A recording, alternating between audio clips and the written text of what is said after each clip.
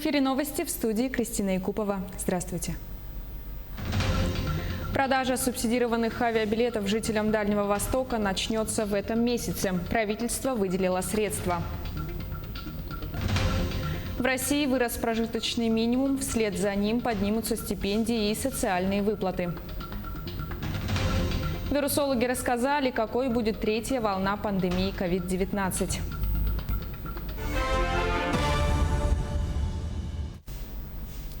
Правительство России выделило средства для продажи субсидированных авиабилетов жителям Дальнего Востока.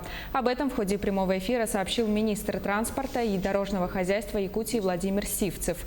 Он отметил, что обязательным условием для покупки билетов является регистрация на территории субъекта Дальневосточного федерального округа. Продажи начнутся примерно с середины февраля.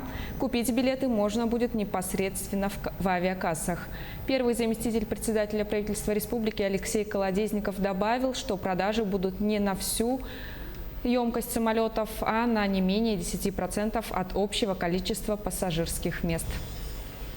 Продажа будет не на всю емкость самолета, да, не на все билеты, а не менее 10%. То есть вот не менее 10% пассажирских кресел емкости самолета должно продаваться по субсидированным тарифам. На 12% сократилось количество ДТП в городе Якутске за прошлый год.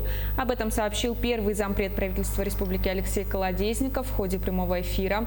Вместе с тем уменьшилось и количество пострадавших. Этого удалось добиться благодаря работе, проводимой в рамках национального проекта «Безопасные и качественные дороги». Он отметил, что в этом году в 2 раза будет увеличен объем работ, проводимых на дорогах столицы региона.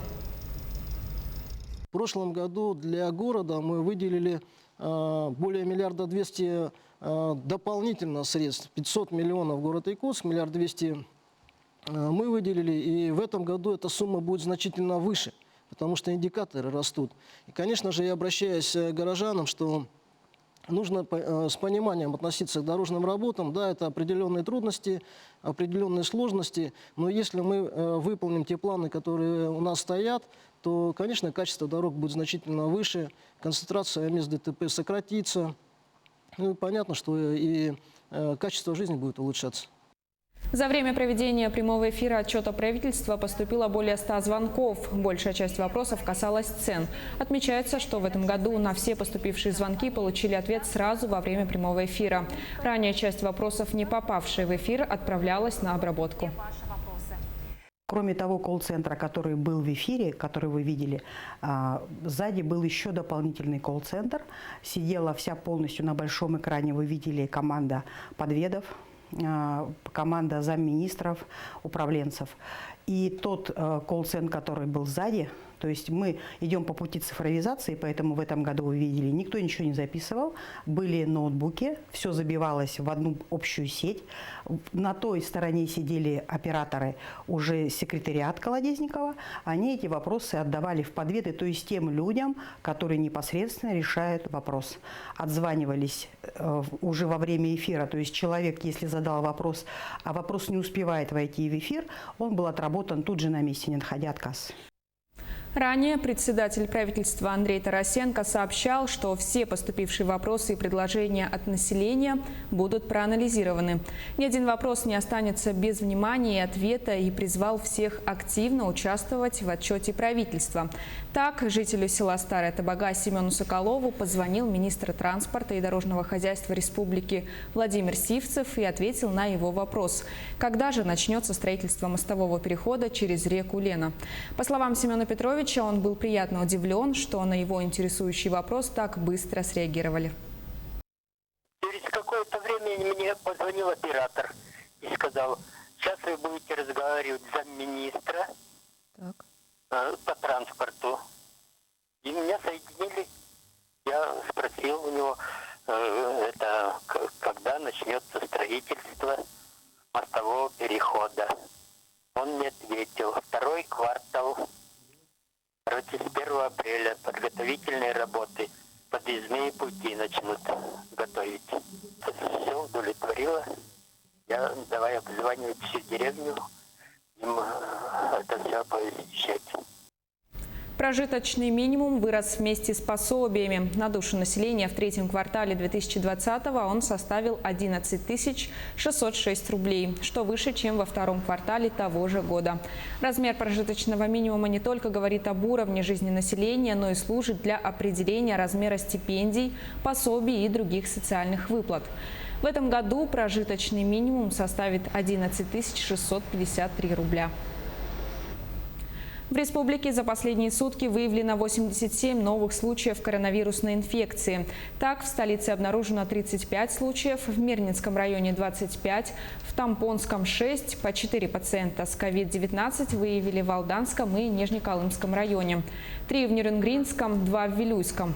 Кроме того, единичные случаи заболевания выявили в Горном, Ленском, Мегино-Кангаласском, Аймиконском, Алекминском, Татинском, Хангаласском и Чурапчинском районах. Тем временем российские вирусологи рассказали, при каком условии в стране произойдет третья волна эпидемии коронавируса. Это случится, если в страну попадут новые штаммы – британский, южноафриканский и бразильский. Вирусологи призвали не бояться третьей волны, так как в стране идет вакцинация. К началу второй половины года большинство будет с антителами, как вакцинированные, так и уже переболевшие. Отмечу, что в России зафиксировано почти 4 миллиона случаев инфицирования. Около 3,5 миллионов пациентов выздоровели и более 76 тысяч скончались. Действие лицензий и других разрешительных документов в ряде сфер и отраслей в этом году будет снова продлеваться автоматически. Соответствующее постановление подписал премьер-министр России Михаил Мишустин. Это позволит продлить действие более 450 тысяч разрешений. Также предусмотрено право органов власти при необходимости использовать дистанционные средства контроля. По словам главы правительства, такая мера поддержки во время распространения коронавируса показала свою эффективность. Чемпионат Дальнего Востока по кикбоксингу завершается в столице республики. В спорткомплексе «50 лет Победы» проходят финальные поединки. Всего приняли участие порядка 150 спортсменов из 5 регионов Дальнего Востока, в том числе и Якутии. Победители и призеры данных соревнований смогут показать свое мастерство на чемпионате России, который соберет более 750 участников со всей страны, который также пройдет в Якутске.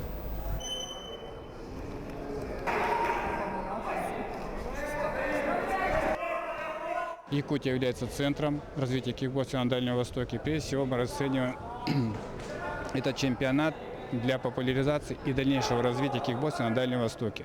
Практика показывает, что в Сибири, когда начали проводить первый чемпионат России, конечно, многие регионы, им неудобно было ехать, но поехали, в результате чего сейчас регион Сибири и Урала является одним из лидеров в России по кикбоксингу. Но мы планируем так, что проведя этот чемпионат в городе Якутске, чемпионат России, мы надеемся, что остальные регионы Дальневосточного федерального округа подхватят эту традицию, и чемпионат России на территории ДФО будет традиционным.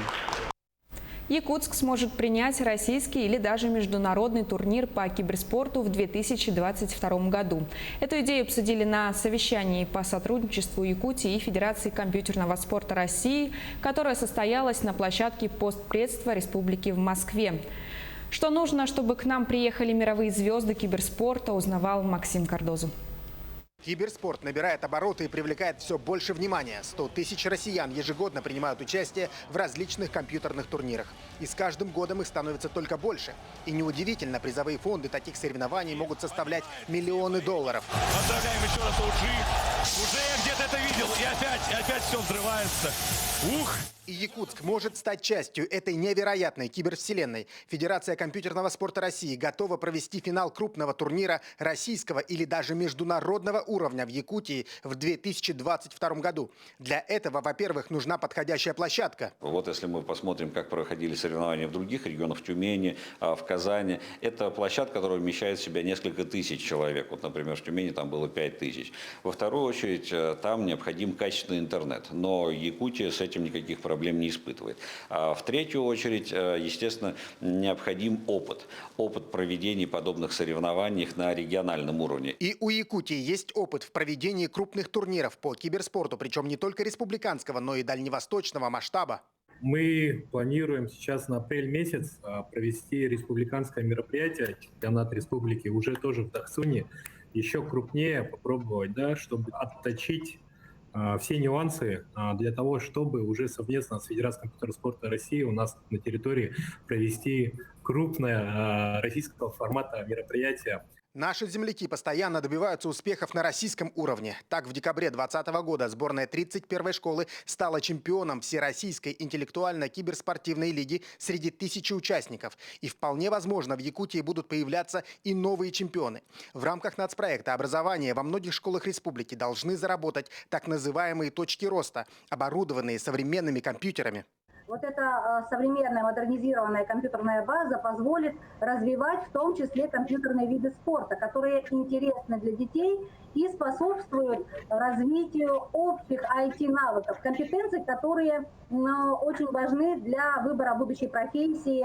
Есть и еще одна приятная новость для наших IT-компаний. Российская Федерация по компьютерному спорту заявила о желании проводить турниры и по играм, которые созданы именно якутскими разработчиками и набирают все большую мировую популярность. Максим Кардозу, Джур Березкин, Москва. К этому часу вся информация. Оставайтесь на нашем телеканале. Еще больше новостей на наших сайтах yak24.ru и nvk-online.ru. Не забывайте носить маски и соблюдать социальную дистанцию.